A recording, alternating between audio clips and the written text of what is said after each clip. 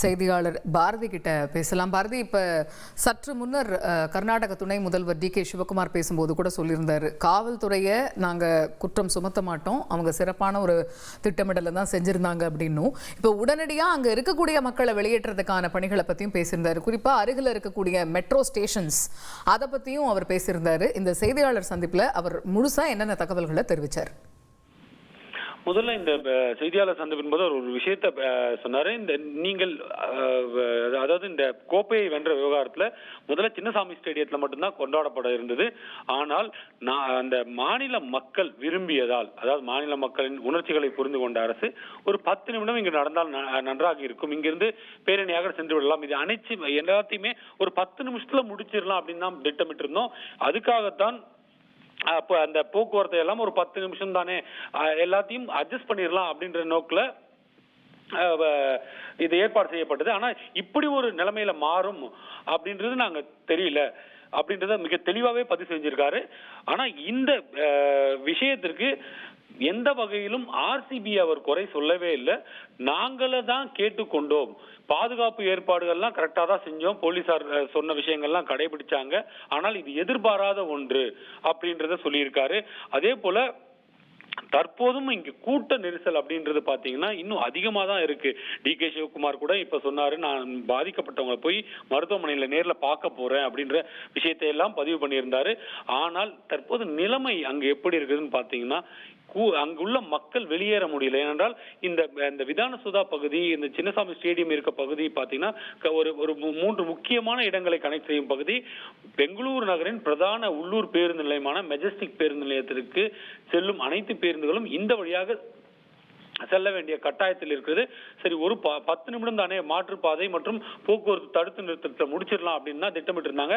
இப்ப ஒட்டுமொத்தமா இப்ப இந்த பிரச்சனை ஏற்பட்ட உடனே பொதுமக்கள் அனைவரும் எப்படியாவது அந்த இடத்துல இருந்து வெளியில போயிடணும் அப்படின்ற ஒரு சூழல் ஏற்பட்டு அங்கிருந்து கூட்டமாக பேருந்து அருகே உள்ள பேருந்து நிறுத்தங்களாக இருக்கட்டும், அதே போல மெட்ரோ ரயில் நிலையங்களாக இருக்கட்டும், அங்கு கூட்டம் அதிகமாக கூட தொடங்கியதால் ரயில்கள்ல யாரும் மோதி அங்க ஒரு பிரச்சனை, அதாவது ரயில்கள்ல கூட்ட நெரிசல் ஏற்பட்டு அங்கு யாரும் அசம்பாவிதம் நடந்த கூடாது அப்படின்றதுக்காக ரயில் நிலையங்கள் பேட்சா விடுறாங்க. அதாவது கூட்டம் அதிகமாக இருக்கும் பட்சத்தில் ரயில் நிலையத்தோட என்ட்ரன்ஸ் ஷட்டர் வந்து சாத்தப்படுது. அவங்க அந்த கூட்டம் காலியான பிறகு அந்த ரயில் அனைவரும் ஏறி புறப்பட்டு சென்ற பிறகு அடுத்து ஒரு பேட்ச் அனுப்புறாங்க. சோ இந்த மாதிரி திட்டமிடல் அங்க செயல்படுத்தப்பட்டு இருக்கு. பேருந்துகளை பொறுத்த மட்டும் தற்போதைக்கு அந்த வழித்தடத்துல பேருந்துகள் இயக்கமானது நிறுத்தப்பட்டிருப்பதாக சொல்லப்படுகிறது. இதற்கு என்ன காரணம் கேட்டீங்கன்னா, பேருந்துகளை டைவர்ட் பண்ண முடியாது, எல்லாம் ஒரேடியா சேர்ந்து ஏறுவாங்க. ஏனென்றால் அந்த வழித்தடத்தை தான் அனைத்து ஊர்களுக்கு செல்லும் பேருந்துகளும் பயன்படுத்தணும். எனவே எந்த ஊர் பேருந்து வந்தாலும் எப்படின்னா முதல்ல இந்த இடத்துல இருந்து வெளியே போயிடணும் அப்படின்ற நோக்கில் அங்கு ஒரு கூட்ட நெரிசல், அங்கு ஒரு அசம்பாவிதம் ஏற்படக்கூடாது என்பதற்காக போக்குவரத்து தற்காலிகமாக நிறுத்தப்பட்டு மாற்று ஏற்பாடுகள், அதாவது அங்குள்ள இந்த கூட்டத்தை வேறு பகுதிகளுக்கு நகர்த்தும் பணியில போலீசார் ஈடுபட்டு இருக்காங்க. குறிப்பா சொல்லணும்னா விதானசௌதாவிலிருந்து சிவாஜி நகர் பகுதியை நோக்கி செல்லுமாறு ஒரு சிலர் அறிவுறுத்தப்பட்டு வருகிறார்கள். அதே போல மெஜஸ்டிக் பகுதி, மற்றொரு பகுதி என 4 திசைகளிலும் கூட்டத்தை முதலில் கலைக்க போலீசார் முயற்சி செய்து வருகிறார்கள். இதற்காக ஒவ்வொரு 10 நிமிடத்திற்கும் ஒரு முறை இந்த கூட்டத்தின் எண்ணிக்கை எவ்வளவு இருக்கிறது, குறிப்பாக அந்த இடத்துல போக்குவரத்து, இது எல்லாமே ஒவ்வொரு 10 நிமிடத்திற்கு ஒரு முறை எனக்கு அப்டேட் கொடுக்கணும் அப்படின்னு கூட போலீசார்கிட்ட டி.கே. சிவகுமார் அவர்கள் கேட்டிருக்கார். ஒட்டுமொத்தமா இந்த சம்பவத்துல நீங்க சொல்லணும் அப்படின்னா இப்ப அந்த இடம் ஒரு பதற்றமான இடமாக இருக்கிறது.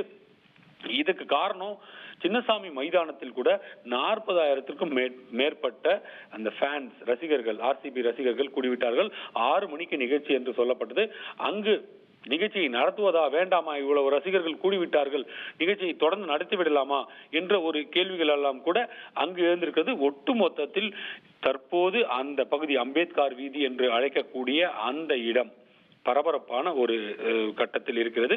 பாஜக இதை ஒரு அங்குள்ள எதிர்க்கட்சியாக இருக்கும் பாஜக அரசை கடுமையாக குற்றம் சாட்டியிருக்கிறது. இந்த உயிர் பலிக்கும் இந்த சம்பவத்திற்கும் முதல்வர் சித்தராமையாவும் டி.கே. சிவகுமார் அவர்களும் தான் நேரடி காரணம். முறையான திட்டமிடல் இல்லாமல் இது போன்ற ஒரு சம்பவத்திற்கு வழிவகுத்து விட்டார்கள். இப்ப வாட் நெக்ஸ்ட் அப்படிங்கிற ஒரு விஷயத்துக்கு வந்து திரு டி.கே. சிவகுமார் அவர்கள் வந்து செய்தியாளர்கள் கிட்ட நிறைய விஷயங்களை பகிர்ந்துகிட்டதை நீங்க என்ன அப்படிங்கறத விவரிச்சீங்க. இப்ப முதல்ல இதோடைய ரூட் காஸ் அப்படின்னு பார்க்கும்போது அந்த சின்னசாமி ஸ்டேடியத்தில் மொத்தம் எவ்வளோ கெப்பாசிட்டி, மக்கள் எவ்வளோ கூட முடியும், ஏன்னா இப்போ இவங்க சொல்லக்கூடிய ஒரு விஷயமே என்னன்னா எதிர்பார்த்ததை விட பன்மடங்கு கூட்டம் வந்துருச்சுன்னு தான் சொல்றாங்க.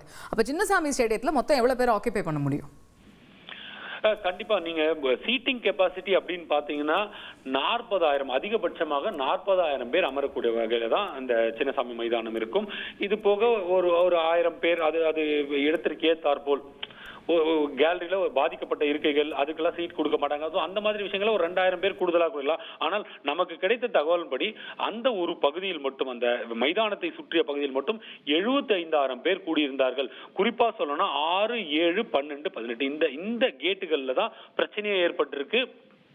இந்த கேட்ல ஒருவரை ஒருவர் முந்தியடித்து செல்ல முயன்ற போது, ஏன்னா அந்த இடம் குறுகலான இடம், அந்த கேட் நுழைவு வாயில் குறுகலான இடம்ன்றது கேட்டோட குறுகல் கிடையாது, அதன் வெளிப்பகுதி, வெளியில் இருக்கும் இடமே குறுகலாகத்தான் இருக்கும். அந்த இடத்துல அதிக அளவுல கூடுனதால எப்படியாவது நீங்க காட்சிகளை பார்த்தா தெரியும், எப்படியாவது முந்தியடிச்சு போயிடணும் அப்படின்னு முயற்சி செய்யறாங்க. அந்த முயற்சி செய்யும் போது ஒருவர் மீது ஒருவர், அதாவது எப்படி நான் முதல்ல உள்ள போயிடணும் அப்படின்ற ஆதங்கத்துல ரசிகர் மற்றொரு ரசிகரின் காயத்தை பற்றி எல்லாம் கவலைப்படாமல் அவர் தோல் மீது ஏறி செல்லும் காட்சிகளை கூட பார்க்க முடிந்தது. இது போல ஒருவரை ஒருவர், இந்த சம்பவம் எல்லாம் இந்த உயிரிழந்திருக்கும் 9 பேருமே அந்த மைதானத்திற்கு வெளியில் அந்த நுழைவு வாயில் அருகே கூட்ட நெரிசல் உயிரிழந்தவங்க தான். காயமடைந்தவர்களும் இதே சூழல் தான். எப்படியாவது அந்த கேட்டை நெருங்கிவிட்டால் நாம் உள்ளே சென்று விடலாம் என்ற ஒரு எண்ணத்துல இந்த கூட்ட நெரிசல் ஏற்பட்டு விதிப்பட்டு இத்தனை உயிர்கள் பறிபோயிருக்கிறது. இவ்வளவு பேர் மருத்துவமனையில் சிகிச்சை பெற்றிருக்காங்க. இப்ப கூட நமக்கு ஒரு தகவல் கிடைத்தது, 3 பேரின் நிலைமை கவலைக்கிடமாக இருக்கிறது. இந்த 9 பேரில் 9ஆம் வகுப்பு படிக்கும் மாணவி ஒருவர் உயிரிழந்திருக்கிறார் என்ற ஒரு தகவலும் நமக்கு கிடைத்திருக்கிறது. ஒட்டுமொத்த இந்த சம்பவத்துல அரசு மீது குற்றம் சாட்டினால் கூட அடுத்த கட்ட நடவடிக்கை முதல்ல பாதிக்கப்பட்டவங்களை போய் பார்க்கணும் அப்படின்றத துணை முதல்வர் ஆர்வம் காட்டியிருக்காரு. இப்ப விதான சௌதாவிலிருந்து நேராக பவுரிங் மருத்துவமனைக்கு செல்ல இருக்கா. அங்க சிகிச்சை பெற்று வருபவர்களை பார்த்து அரசின் அடுத்த கட்டம் கொடுத்து அவங்க கிட்ட சொல்ல போறாரு. அவங்களுக்கு சிகிச்சை இலவசமா கொடுக்கப்படும் என்றால் இது அரசு சார்பில் அழைக்கப்பட்ட நிகழ்ச்சி, ஏற்பாடு செய்யப்பட்ட நிகழ்ச்சி. ரசிகர்கள் அவர்களாக வந்திருந்தாலும் கூட இந்த நிகழ்ச்சியை இவர்கள் ஏற்பாடு செய்திருக்கால் யாரும் வரப்போவதில்லை என்ற ஒரு விஷயத்தால் இதுக்கு அரசு ஒரு தார்மீக பொறுப்பேற்றுதான் ஆக வேண்டும் என்று சொல்லலாம். இதுதான் எதிர்க்கட்சிகள் வலியுறுத்தும் விஷயமாக இருக்கிறது. எனவே ஏதாவது நிவாரணம் அறிவிக்க கூட வாய்ப்பு இருக்கிறது. இல்ல மருத்துவ சிகிச்சையை பொறுத்த மட்டில் இலவச சிகிச்சையை செய்துவிட முடியும். ஆனால் உயிரிழந்தவர்களுக்கு நிவாரணம் அறிவிக்க முடியுமா என்பதெல்லாம் நாம் பொறுத்திருந்தான் பார்க்கணும். ரைட், தொடர்ந்து இணைப்பில் இருங்க பாரதி. இதனிடையே மீண்டும் பிரபு காந்தி இணைப்பில் இருக்கிறார், அவரிடம் பேசுவோம். இப்போ நீங்க ஏற்கனவே சொல்லியிருந்தீங்க திரு பிரபு காந்தி, நிறைய விஷயங்கள் குறிப்பா இவங்க பிளானிங்ல சொதப்பியிருக்காங்க, அதுதான் முக்கியமான காரணம். ஆனா கர்நாடக துணை முதல்வர் டி.கே. சிவகுமார் சொல்லும்போது திட்டமிடல் சரியா தான் இருந்தது, நாங்க என்ன சொன்னோமோ அதை காவல்துறை சரியா செயல்படுத்தினாங்க, ஆனா நாங்க எதிர்பார்த்ததை விட கூட்டம் ஜாஸ்தி ஆயிடுச்சு அப்படிங்கிற ஒரு விஷயத்தை தான் சொன்னாங்க. ஸோ அவங்க பார்வையில திட்டமிடல் சரியா தான் பண்ணியிருக்கிறோங்கிறாங்க. ஆனா அவங்க இவ்வளவு எண்ணிக்கையில கூட்டம் வருங்கிறத நாங்க முன்கூட்டியே கணிக்கலைங்கிற மாதிரியான ஒரு விஷயத்தையும் அவங்க முன்வைக்கிறாங்க. இப்போ என்ன அப்படின்னா, ஏற்கனவே நம்ம பேசும்போது நீங்க சொல்லியிருந்தீங்க ஒவ்வொரு ஊருக்கும் ஒவ்வொரு மாதிரி ஒரு கிரவுட் மேனேஜ்மெண்ட் பிளான் பண்ணணும். பெங்களூரை பொறுத்த வரைக்கும் நம்ம பார்க்கறோம்னா ஒரு பெரிய நகரம் அப்படினாலுமே கூட அங்க இருக்கக்கூடிய அந்த மேஜரான ரோட்ஸ் எல்லாமே குறுகலான ரோட்ஸா தான் இருக்கும். இப்ப கூட அங்க சிக்கி இருக்கிறவங்க நிறைய பேர் ஆம்புலன்ஸ்ல இருந்து வெளியில கொண்டு போறது ரொம்ப சிரமமா இருக்கு அப்படிங்கிறாங்க. சோ இந்த நேரத்துல என்னென்னலாம் பண்ண முடியும்? கரெக்டா கேட்டுக்கிறது எமர்ஜென்சி எவாக்குவேஷன் பிளான் சொல்லுவாங்க. ஸ்டேடியத்துக்கே முதல்ல எமர்ஜென்சி எவாக்குவேஷன் பிளான் இருக்கான்றது தெரியல. அது ஒரு first point. Second point, 40,000 capacity உள்ள ஸ்டேடியத்துல கிட்டத்தட்ட ஒரு 5 லட்சத்துக்கு மேல பீப்புள் அசம்பிள் ஆயிருக்காங்க. அப்ப அதெல்லாம் அலோவ் பண்ணது தப்பு தானே. செகண்ட் பாயிண்ட், நான் திருப்பி சொன்னேன், நெக்ஸ்ட் டேவே ஏன் அலோவ் பண்ணீங்க பர்மிஷன்? இதுதான் பாயிண்ட். நீங்க சண்டே பண்ணிருக்கலாம், இல்லாட்டி வேற ஏதாவது டேல பண்ணிருக்கலாமே. கொஞ்சம் டைம் வேணும் எல்லாத்துக்குமே. இப்போ பஞ்சாப் ஜெயிப்பாங்களா இல்லாட்டி பெங்களூர் ஜெயிக்குமான்னு தெரியாது, ரைட்டுங்களா? நேற்று நைட்ல இருந்து ஃபுட்டேஜஸ் பாக்குறீங்க, எவ்வளவு பெரிய செலிப்ரேஷன் அப்படின்ற போது இவ்வளவு பெரிய க்ரௌடு வரும்னு அப்சஸ் பண்ணிருக்கணும்ன்ற கம்பல்சரி. இப்ப நீங்க பாருங்க, 9th படிச்ச பொண்ணு ஃபேன், எல்லா ஏஜ் குரூப்பும் கிரிக்கெட் ஃபேன். கிரிக்கெட் ஃபேன் யாராவது இல்லாம இருப்பாங்களா? எல்லாருமே கிரிக்கெட் ஃபேன் தான். பிளஸ் 18 வருஷத்தோடைய கனவு, ட்ரீம். அப்ப இது எமோஷனல் ரிலேட்டடான விஷயம். யாரை நிறுத்த முடியும்? யாருமே நிறுத்த முடியாது. எல்லாரும் பார்க்கணும்னு ஒரு ஆங்ஸைட்டி இருக்கும், ஆங்ஸைட்டி லெவல் அதிகமா இருக்கும்.